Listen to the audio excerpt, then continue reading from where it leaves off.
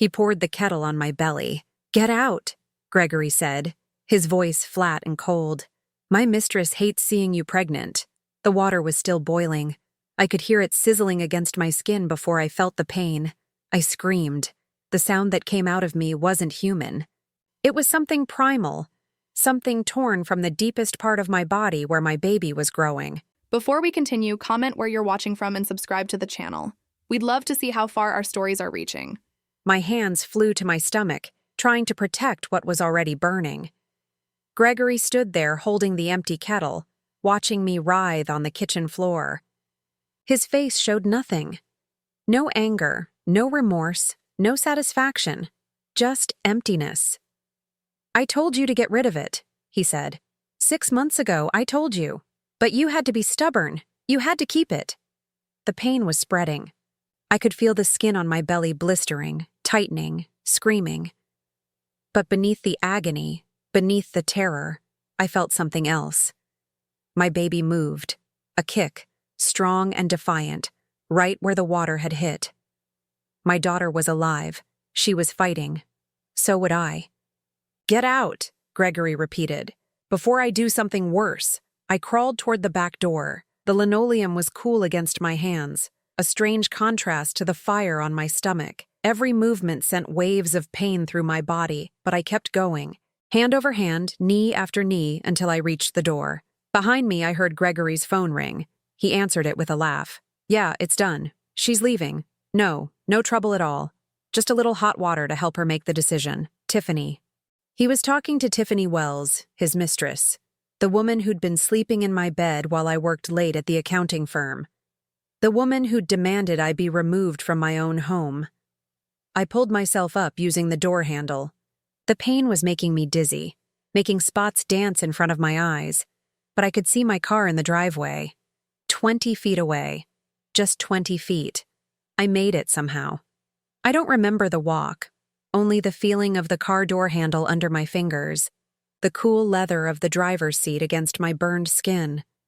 I fumbled for my keys, found them in the pocket of my dress, started the engine. Gregory appeared in the doorway of our house.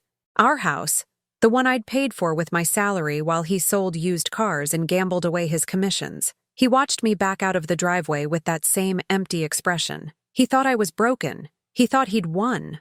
He had no idea what I'd been planning for the past 3 years. The hospital was 15 minutes away. I drove with one hand on the wheel and one hand on my belly, talking to my baby the whole way. "Stay with me, Sarah. Stay with me. Mommy's got you. Mommy's not going to let anything happen to you." I'd named her Sarah 3 months ago after my grandmother. Gregory hadn't cared. Gregory hadn't cared about anything related to this pregnancy except making it disappear. The emergency room was bright and loud and full of people who gasped when they saw me stumble through the doors. A nurse ran toward me, calling for a stretcher, for a doctor, for someone to help the pregnant woman with the burns on her stomach. "What happened?" the nurse asked as they lifted me onto the gurney. "My husband," I said. "Boiling water. Please, my baby. Please save my baby." They rushed me into a room. Doctors appeared, examining the burns, checking the baby's heartbeat, asking questions I could barely understand through the haze of pain. Someone started an IV. Someone else cut away my dress. "Second-degree burns," a voice said. "Superficial to mid-dermal. The baby's heartbeat is strong. She's okay." The water didn't penetrate deep enough to reach the uterus. Sarah was okay. My baby was okay. I started crying. Not from the pain, though that was still there, a constant burning that seemed to have no end. I cried because my daughter was alive, and because I'd known this day would come, and because everything I'd planned for 3 years was finally in motion. "Ma'am, we need to call the police," the nurse said. "This is a domestic violence situation." "Not yet." "Ma'am." I said not yet. "Please. I have a plan. I need to make a phone call first." The nurse looked at the doctor. The doctor looked at me. They saw a 52-year-old woman with gray hair and burn marks on her pregnant belly. Someone who should be broken, should be hysterical, should be begging for help. Instead, they saw someone calm, someone focused, someone who knew exactly what she was doing. 5 minutes, the doctor said. Then we're calling the police whether you want us to or not. They gave me my phone from the bag they'd cut off me. I dialed my sister's number. Sandra, it's me. It happened. Oh God. Are you okay? Is the baby okay? We're both okay. I'm at Memorial Hospital. The burns are bad, but not life-threatening. I'm coming right now. Wait. Before you come, I need you to call Michael. Tell him to activate the protocol. Silence on the other end. Then, are you sure? Once it's activated, there's no going back. I'm sure. Gregory is going to try to access the accounts. He always does when he thinks he's won. I want Michael ready. Okay, I'll call him. And Patricia? Yes? I'm proud of you. I know that sounds strange right now, but I am. You've been planning this for 3 years and you never broke. Not once. I had to stay. For the evidence, for the documentation, for this moment. I know. I'll be there in 20 minutes. I hung up and lay back on the hospital bed. The pain medication was starting to work, dulling the fire on my stomach to a manageable ache. Around me, nurses and doctors continued their work, cleaning the burns, applying ointments, checking monitors. But my mind was elsewhere. My mind was at First National Bank, where my cousin Michael worked as the branch manager. Where 3 years ago I'd set up a special protocol on the joint account Gregory and I shared. It was simple, really. If anyone other than me tried to access the account, if anyone tried to transfer or withdraw funds without my specific authorization code, the system would lock. The screen would turn red, and 4 words would appear. 4 words that would end Gregory Sanders' life as he knew it. Sandra arrived at the hospital an hour later. She was still in her lawyer clothes, having come straight from her office downtown. She took one look at my bandaged stomach and burst into tears. "I'm going to kill him," she said. "I'm going to find that bastard and kill him myself." "No, you're not. You're going to let the system handle him. That's the whole point. The system. Patricia, he poured boiling water on you, on your pregnant belly. The system isn't enough. The system will destroy him. The system will take everything he has and leave him with nothing. That's better than killing him. That's worse than killing him." Sandra sat down beside my bed. She was 3 years younger than me, but she'd always been the fierce one. The one who fought, who yelled, who made scenes. I'd been the quiet one, the planner, the one who waited.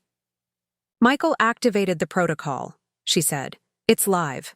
The moment Gregory tries to touch that money, everything locks down."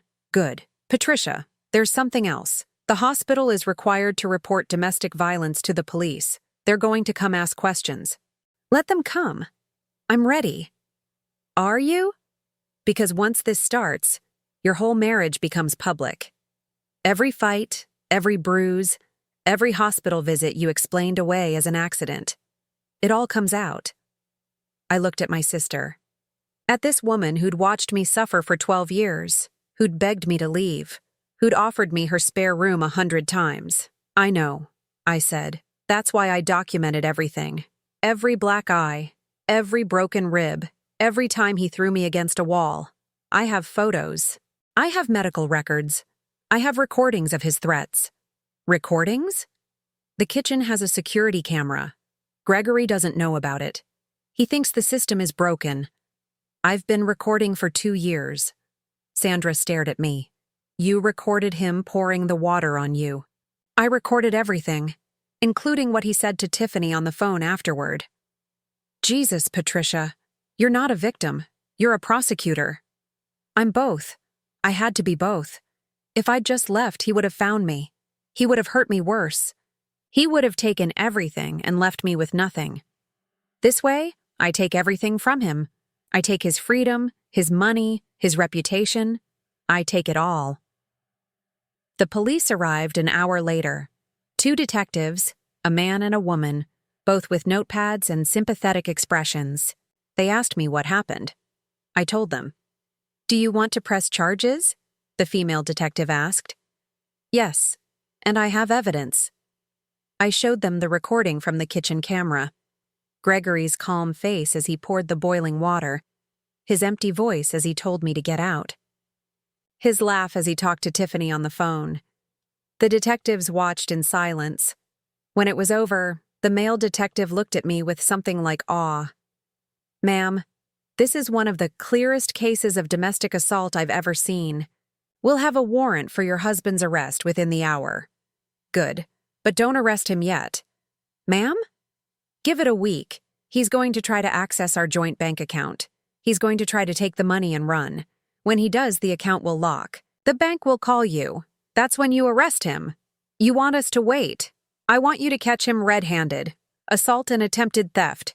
2 charges instead of 1. The detectives exchanged a look. The female one smiled, just slightly. "You've been planning this for a while, haven't you? 3 years? Since the first time he hit me. I knew then that someday it would come to this. I just had to be patient. And now I wait. I heal. And when Gregory walks into that bank with his mistress, thinking he's about to take everything I have, he'll find out exactly what kind of woman he married." The detectives left with copies of the video and my statement. Sandra held my hand while the nurses changed my bandages. And somewhere in Asheville, Gregory Sanders was celebrating his victory, not knowing that the trap had already been sprung. He would come for the money. I knew he would. And when he did, I would be ready. Sandra took me to her house when the hospital released me 2 days later. She lived in a quiet neighborhood on the edge of town, the kind of place where neighbors waved but didn't pry. Perfect for what I needed. The burns were healing, slowly. The doctors said I'd have scars, a permanent reminder of what Gregory had done. I didn't mind. Scars were evidence, scars told stories, and my scars would tell the story of how I survived. Sarah was still kicking, strong and regular, oblivious to the violence that had nearly claimed her life. I spent hours lying on Sandra's guest bed, one hand on my belly, feeling my daughter move. "You're safe now," I whispered to her.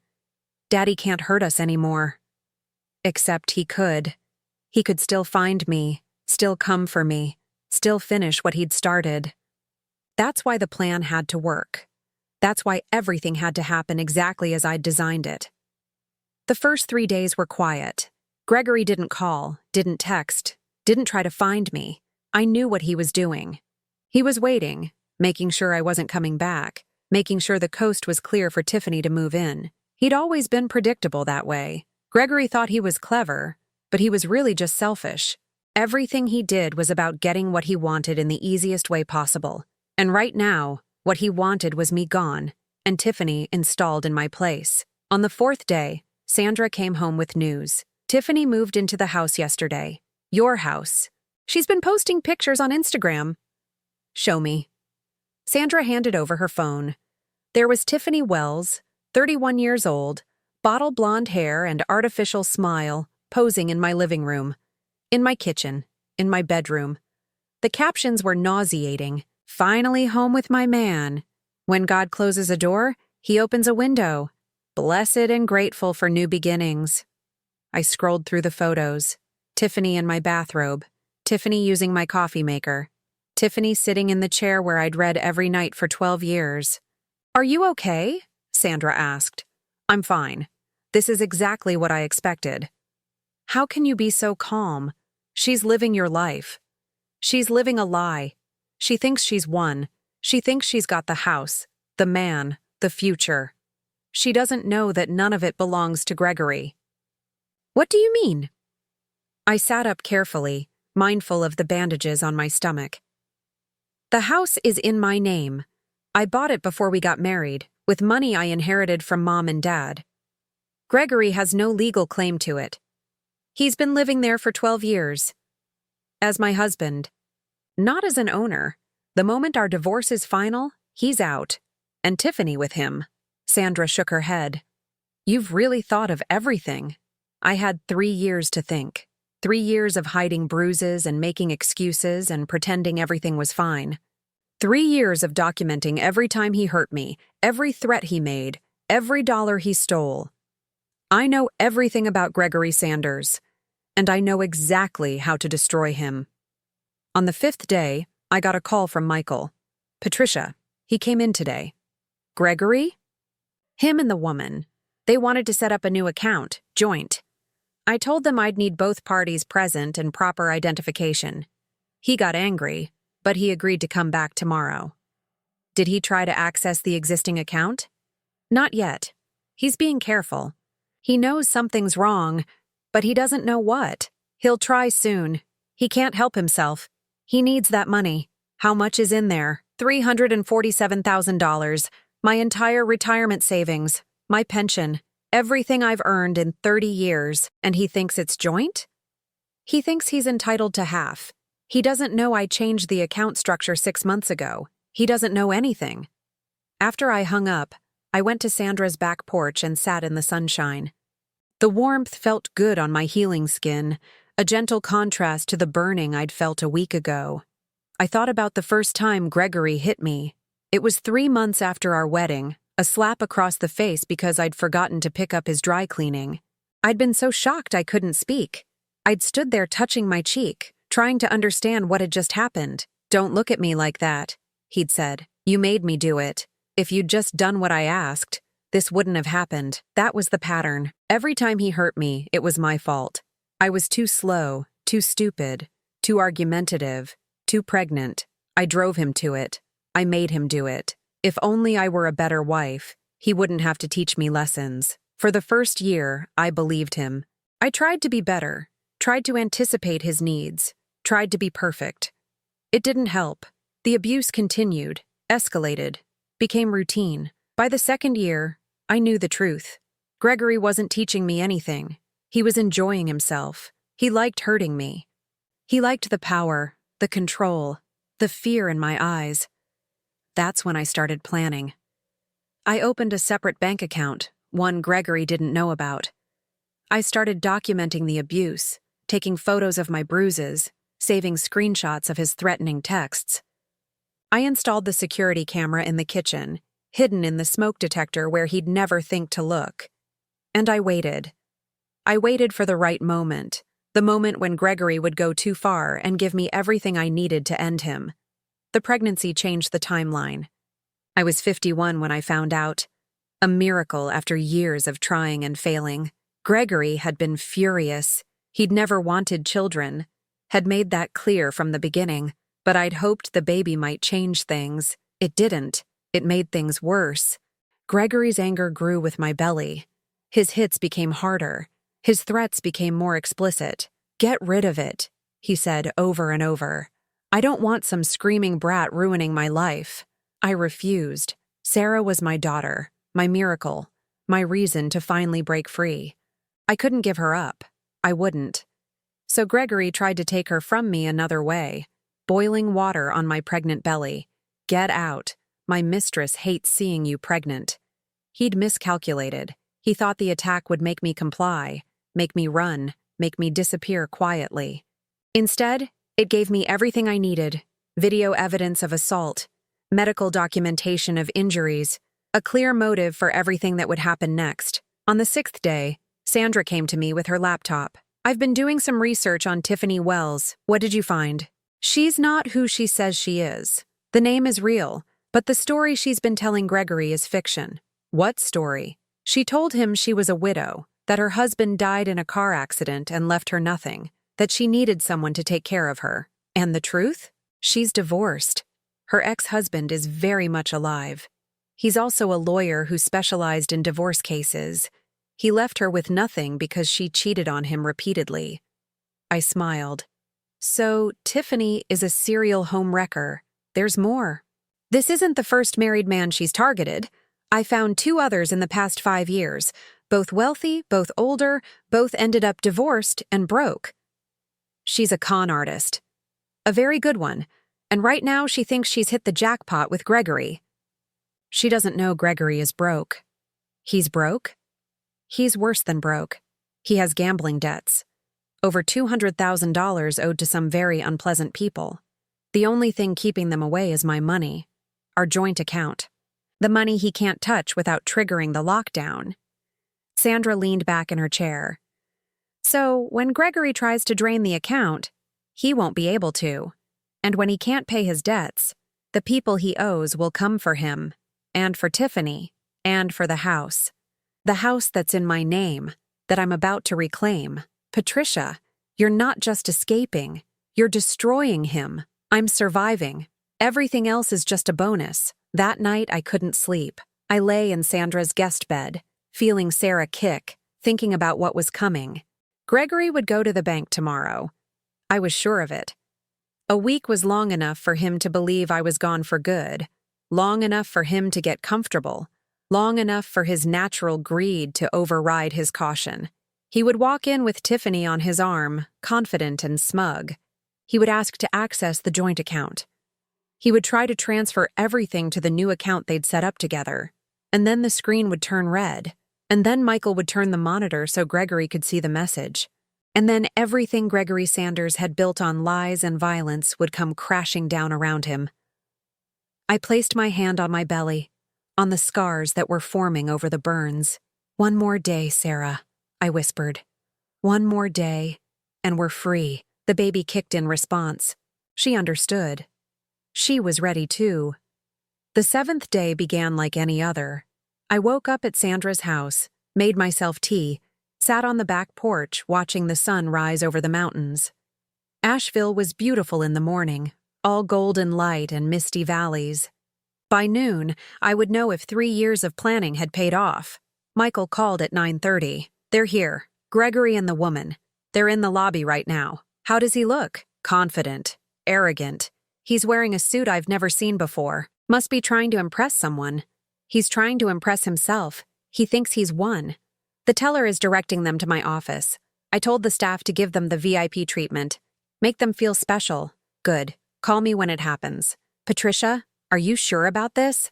"Once I do this, there's no going back." "I've been sure for 3 years. Do it." I hung up and waited. Sandra had gone to work, leaving me alone in the house. I preferred it that way. This moment was mine.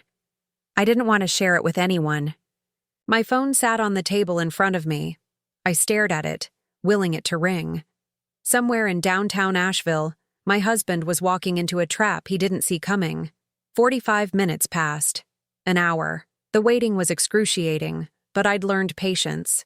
3 years of hiding bruises and smiling through pain had taught me that some things were worth waiting for. At 10:47, my phone rang. "It's done," Michael said. His voice was shaking, but not from fear. From something else. "Patricia, you should have seen his face." "Tell me everything." They came into my office, both of them. Gregory was all smiles and handshakes. He introduced Tiffany as his partner. He said they wanted to access the joint account, transfer the funds to their new account. And I said, of course, no problem. I pulled up the account on my computer, asked him to verify his identity. He gave me his license, his social, everything. And then I entered the transfer request. The screen went red. The whole thing, red like blood. Gregory laughed at first. He thought it was a glitch. He said, "These computers always acting up." But it wasn't a glitch. It wasn't. I turned the monitor so he could see the message. 4 words, Patricia. Just 4 words. What did it say? "Account frozen. Owner notified." I closed my eyes. 3 years. 3 years of planning, waiting, suffering. And now, in 4 words, it was over. What happened next? Gregory's face went white. I've never seen anyone go that pale that fast. He grabbed the monitor, like he could shake it and make the message go away. Tiffany was asking what was wrong. What did it mean? Why wasn't the money coming through? Did he try anything else? He demanded I fix it. He said I was making a mistake, that the account was joint, that he had every right to the money. I told him the truth, that the account had been restructured 6 months ago, that only you could authorize withdrawals, that if he had a problem, he could take it up with you. And Tiffany? That's when things got interesting. Tiffany started screaming at Gregory. She said he'd promised her they'd have money, that they'd be set. She said she hadn't given up everything to end up with some broke loser. What did Gregory do? He hit her, right there in my office, open hand across the face. She fell into the chair and just sat there, stunned. You witnessed that. I recorded it. My computer has a webcam, Patricia. It's been running since they walked in. I felt a smile spread across my face. Gregory Sanders, unable to control himself even when his entire future was at stake. He'd just added another assault charge to his record. What happened after that? Security came running. They'd heard Tiffany scream. Gregory tried to leave, but I'd already triggered the silent alarm. The police were there in 8 minutes. He's in custody? He's in custody. Tiffany too, though I'm not sure what for. She was just screaming about her rights and demanding a lawyer. Thank you, Michael. Thank you for everything. Patricia, I have to ask, how did you know? How did you know he'd try for the money exactly 1 week after the attack? Because I know Gregory. I've known him for 12 years. He's predictable. He's greedy. And he can never resist going for the easy score. The moment he thought I was out of the picture, he was always going to grab the money and run. But you were ready. I've been ready for 3 years. I just had to wait for him to show me who he really was. After I hung up, I sat on Sandra's porch and cried.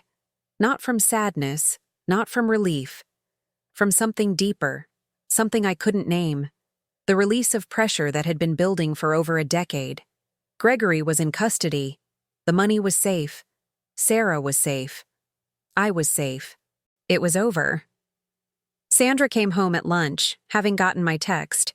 She found me still on the porch, tears dried but eyes red.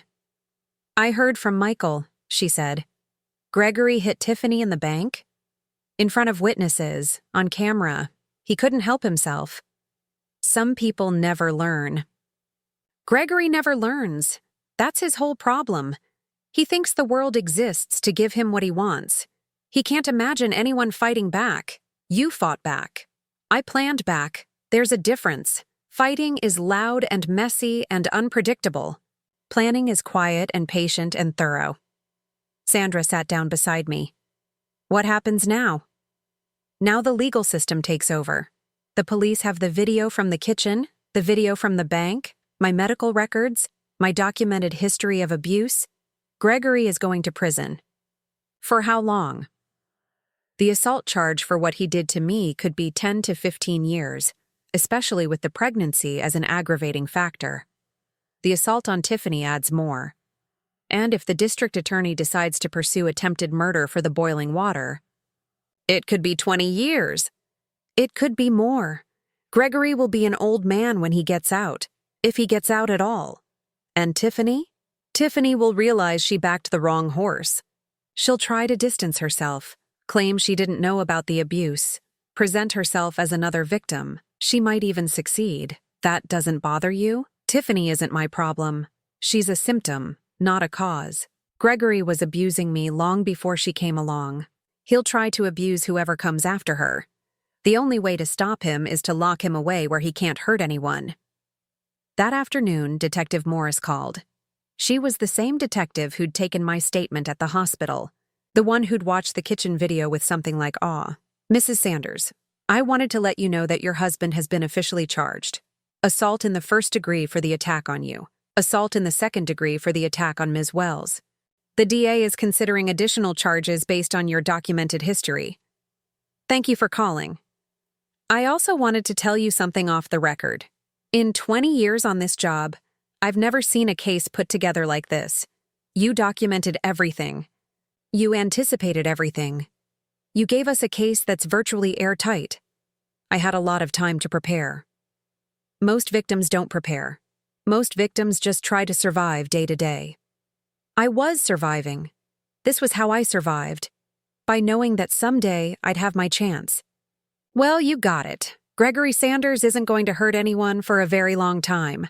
After we hung up, I went to the mirror in Sandra's bathroom and looked at myself, 52 years old, gray hair that I'd stopped dyeing after Gregory said he preferred blondes, lines around my eyes from years of crying myself to sleep, a body that was scarred and pregnant and tired, but alive. I was alive, and my daughter was alive, and the man who'd tried to destroy us both was sitting in a jail cell, finally paying for his crimes. I placed my hand on my belly, on the bandages that covered my healing burns. We did it, Sarah, I whispered. We did it. The baby kicked. She understood. She'd always understood. The preliminary hearing was 2 weeks later. Gregory appeared in an orange jumpsuit, his hands cuffed in front of him, his face a mask of barely controlled rage. He'd aged in jail. The arrogance was still there, but underneath it was something new. Fear. I sat in the front row of the courtroom, my hand on my belly, watching my husband face the consequences of his choices. Sandra sat beside me, her lawyer brain taking notes on every procedural detail. On the other side of the courtroom, Tiffany sat alone, looking smaller than she had in her Instagram photos. The prosecutor was a woman named Catherine Hayes. She was 55, gray-haired, experienced. She'd handled domestic violence cases for 20 years. When she'd reviewed my evidence, she'd called it the most comprehensive documentation she'd ever seen. "Your Honor," she said, "the state is seeking remand without bail. The defendant is charged with assault in the first degree, assault in the second degree, and attempted murder. He poses a significant flight risk and an ongoing danger to the victim." Gregory's lawyer objected. He was a public defender, young and nervous. Gregory couldn't afford private counsel, not with all his assets frozen and his gambling debts coming due. "Your Honor, my client has deep ties to this community. He's lived in Asheville for over a decade. He has no prior criminal record." "No prior convictions," Catherine corrected. "We have documentation of multiple instances of domestic violence over a 12-year period, none of which were previously reported." "Allegations, Your Honor. Unsubstantiated allegations." Catherine smiled. It wasn't a pleasant smile. "We have video evidence, Your Honor, taken by a security camera in the defendant's own kitchen. It shows Mr. Sanders pouring boiling water on his pregnant wife while stating, and I quote, 'Get out. My mistress hates seeing you pregnant.'" The judge's eyebrows went up. "You have this on video?" "We do, Your Honor, along with video of Mr. Sanders assaulting his mistress in a bank lobby less than a week later, and along with 3 years of photographic documentation of injuries sustained by the victim, with corresponding medical records." Gregory's lawyer shuffled his papers. He looked like he wanted to be anywhere else. "Given the severity of the charges and the strength of the evidence," Catherine continued, "the state requests remand without bail. Sanders has every reason to flee and no reason to stay." The judge agreed. Gregory was remanded to custody pending trial. As the bailiffs led him away, he turned and looked at me. His eyes were empty again, the way they'd been when he'd poured the water on me. But this time, I wasn't afraid. This time, I looked back, and I smiled. After the hearing, Tiffany approached me in the hallway. She looked terrible. Her hair was unwashed, her clothes wrinkled, her face puffy from crying. "Can we talk? I don't think we have anything to talk about. Please, just 5 minutes." I looked at Sandra, who shrugged. "We found a quiet corner near the vending machines, away from the crowds." "I didn't know," Tiffany said, "about the abuse, about what he was doing to you. I swear I didn't know. You knew he was married. You knew he had a pregnant wife. You moved into my house while I was recovering from burns he gave me. He said you were crazy. He said you'd attacked him, that you'd tried to trap him with a pregnancy he didn't want. He said you were dangerous. And you believed him. I wanted to believe him. I wanted the life he promised, the house, the money, the happy ending. There's no happy ending with Gregory Sanders. There never was." Tiffany's face crumpled. "I gave up everything for him. My apartment, my job, my savings. I thought we were going to be together forever. And now he's in jail and I have nothing. Welcome to the club. That's not fair. You have your family, your sister, your money. I have no one. That's not my problem, Tiffany. You made your choices. Now you live with them."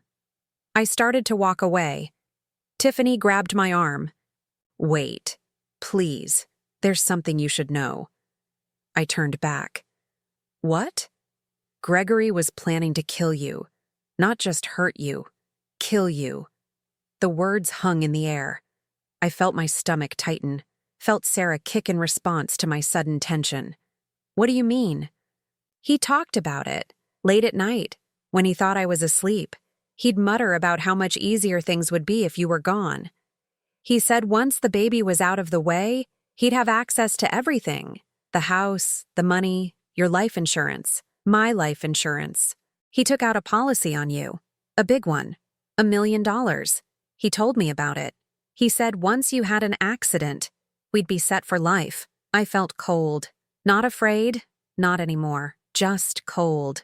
The man I'd married, the man I'd lived with for 12 years, had been planning to murder me. When did he tell you this? 2 weeks before the kettle. He was testing me, I think, seeing if I'd object. I didn't. I should have, but I didn't. I was too deep in by then, too committed to the fantasy. You knew he was going to hurt me, and you didn't warn me. I didn't know it would be that bad. I don't know what I thought. I wasn't thinking. I was just believing what I wanted to believe.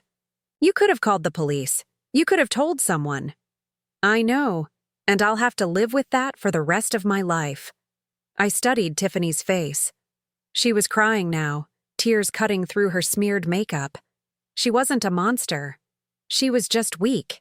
Selfish and weak and desperate, willing to believe lies because the truth was too hard. I'm going to tell the prosecutor what you just told me, I said, about the murder plot, about the life insurance. I know. You'll probably have to testify. I know. And if Gregory finds out you talked to me, he'll try to hurt you too.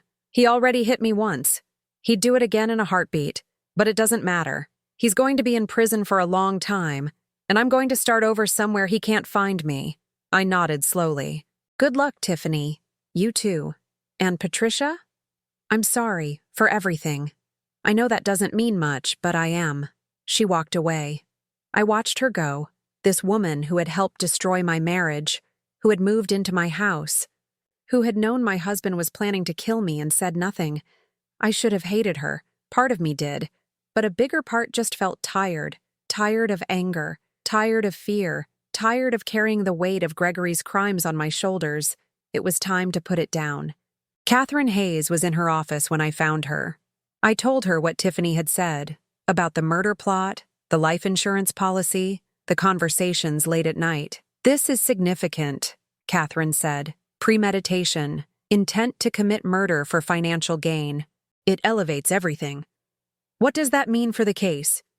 It means Gregory Sanders isn't just looking at assault charges. He's looking at attempted murder in the first degree. If convicted, he could get life. Life. He'll never hurt you again, Patricia. He'll never hurt anyone again. I sat in Catherine's office and let the words sink in. Life. Gregory could spend the rest of his life in prison. He would grow old behind bars, die behind bars, be buried as a convicted murderer, and I would be free. Sarah would be free. We would build a life that had nothing to do with him, a life filled with love and safety and peace. Thank you, I said to Catherine, for believing me, for fighting for me. That's my job. But Patricia, you did most of the work. You built this case brick by brick, year by year. All I'm doing is presenting what you created. I had to. I knew that someday it would come to this. I knew Gregory would never stop on his own. The only way to end it was to be ready when he went too far. And the boiling water was too far? The boiling water was exactly far enough. Just enough to document, just enough to prosecute, just enough to end him. If he'd killed me, it wouldn't have mattered. But he didn't.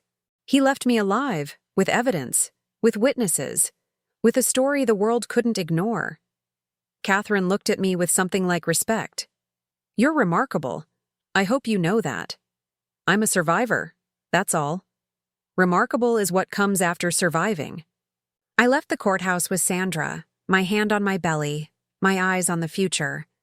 Gregory was going to prison, possibly for life, and I was going to live. The trial began 3 months later. By then, my belly was huge. Sarah just weeks away from arriving. The doctors had cleared me to attend, as long as I took breaks and stayed hydrated. I wasn't about to miss this. I'd waited too long. The courtroom was packed. The case had made local news, then regional, then national. Pregnant woman burns evidence of decade of abuse was one headline. Husband caught in bank trap was another. Everyone wanted to see how the story ended. Gregory sat at the defense table in a suit someone had brought him. He'd lost weight in jail, his face gaunt, his eyes sunken. The arrogance was still there, but it was fading. 3 months in custody had shown him the future he was facing. Catherine Hayes gave her opening statement. She laid out the case methodically, fact by fact. The 12 years of abuse, the documented injuries, the security camera footage, the attack with boiling water, the assault on Tiffany at the bank, the murder plot revealed by his own mistress. The defendant, she said, pointing at Gregory, is not just an abuser. He is a would-be murderer. He planned to kill his pregnant wife for money. And when that plan failed, when Patricia Sanders had the audacity to survive, he tried to steal the money anyway. This man poses a danger to everyone around him. He must be held accountable. Gregory's lawyer gave a weak defense. The evidence was too overwhelming for anything else. He tried to paint Gregory as a troubled man who'd made mistakes, a husband under pressure, a father-to-be who'd snapped. No one believed him. Tiffany testified on the second day. She wore conservative clothes, had cleaned herself up, spoke softly and carefully. She told the jury about Gregory's late-night mutterings, his plans to make Patricia disappear, his life insurance scheme. He said once she was gone, we'd have everything, Tiffany said. The house, the money, a fresh start. He made it sound romantic, like we were Romeo and Juliet fighting against the world. I didn't see it for what it was. And what was it? Catherine asked. Murder. Cold-blooded murder. He was going to kill his wife and blame it on an accident. And I was too stupid and selfish to stop him.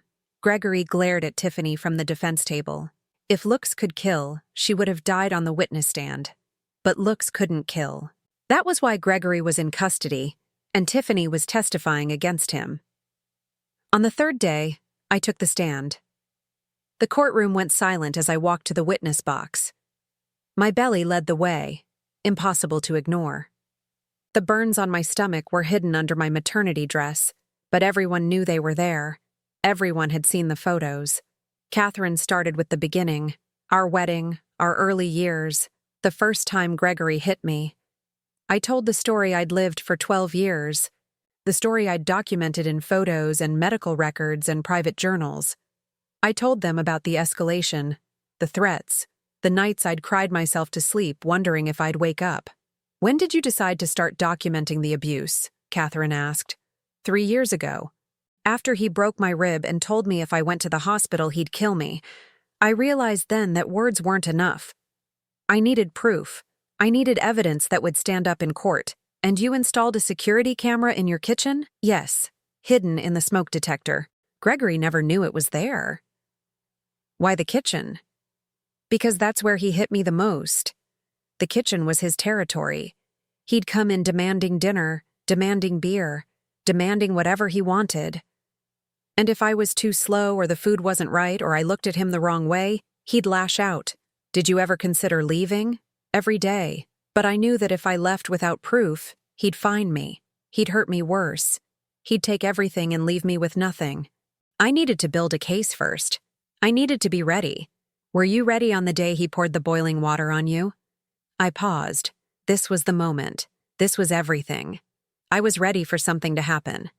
I knew Gregory was losing patience with the pregnancy. I knew Tiffany was pressuring him to get rid of me. I didn't know it would be boiling water. I didn't know it would be that brutal. But I knew something was coming. What happened that day? I was making tea. Gregory came into the kitchen with his phone.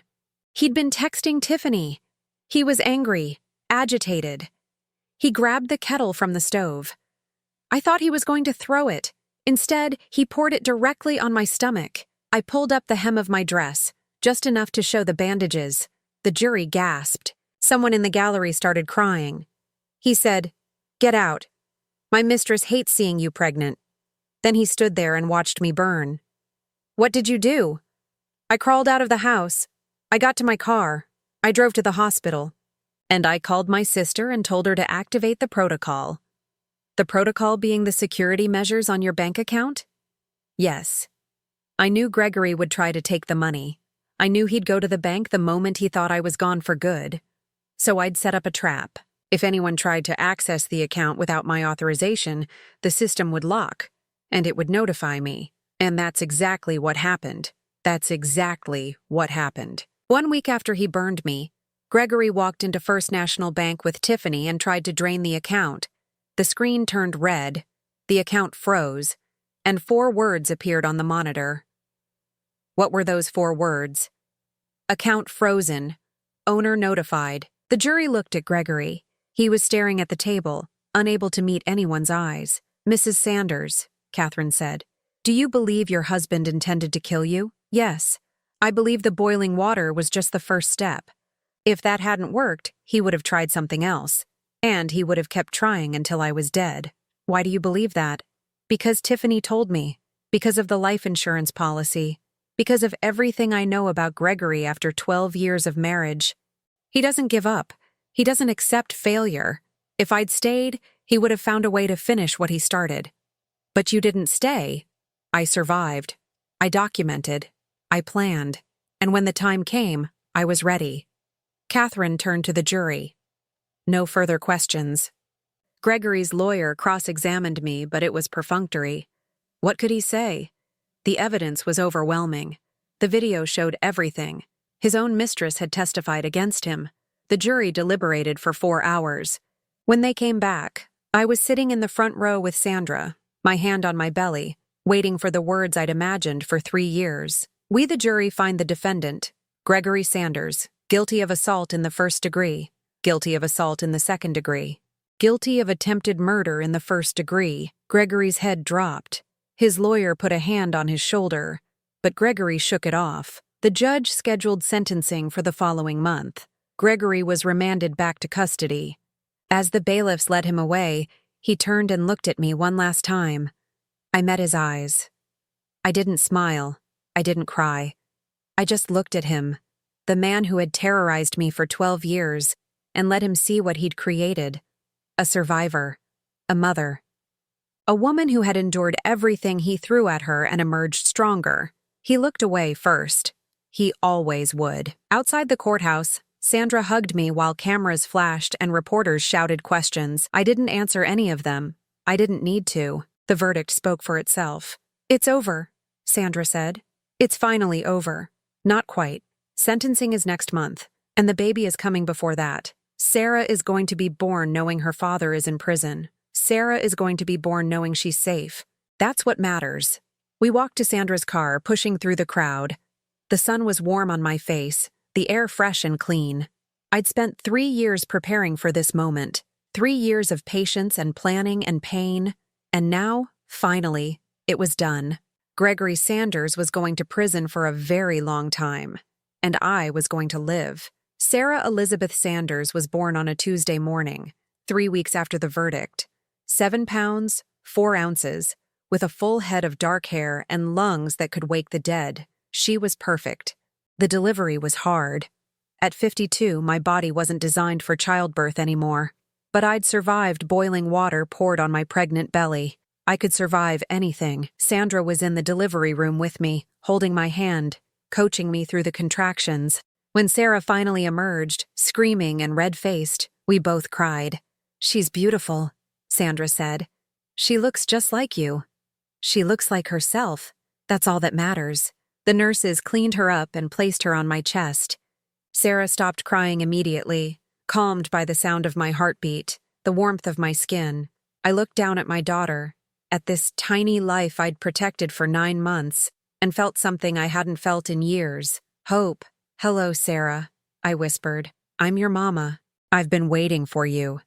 She blinked up at me with unfocused eyes.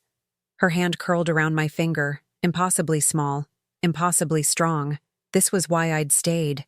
This was why I'd documented and planned and waited, not for revenge, not for justice, for this moment. For this child who deserved a life free from fear. Gregory's sentencing was scheduled for 2 weeks after Sarah's birth. I wasn't sure I'd be able to attend. New mothers weren't supposed to leave their babies. New mothers were supposed to rest and recover. But I wasn't a normal new mother. I was a survivor. And I needed to see the end. Sandra drove me to the courthouse while her husband stayed with Sarah. The judge had allowed my request to bring the baby, understanding that I couldn't be separated from her so soon after birth. But I decided to leave her behind. She didn't need to be in the same room as Gregory, not even as an infant. The courtroom was packed again. More reporters, more cameras, more strangers who'd followed the case from beginning to end.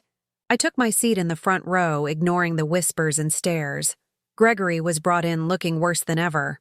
4 months in jail had aged him a decade. His hair was thin, his face lined, his posture stooped. The man who'd terrorized me for 12 years looked like an old man waiting to die. The judge asked if the victim wanted to make a statement before sentencing. I stood. "Your Honor, I'd like to address the court." "Go ahead, Mrs. Sanders." I turned to face the room. The reporters, the spectators, the jury members who'd returned to see the conclusion, and Gregory, who couldn't look at me, who stared at the table like it held the secrets of the universe. 12 years ago, I married a man I thought I loved. For the first few months, I was happy. Then he hit me for the first time. It was a slap across the face, nothing major. He apologized. He said it would never happen again. I believed him. I paused, remembering that moment. How naive I'd been. How desperate to believe in the fairy tale. It happened again, and again, and again.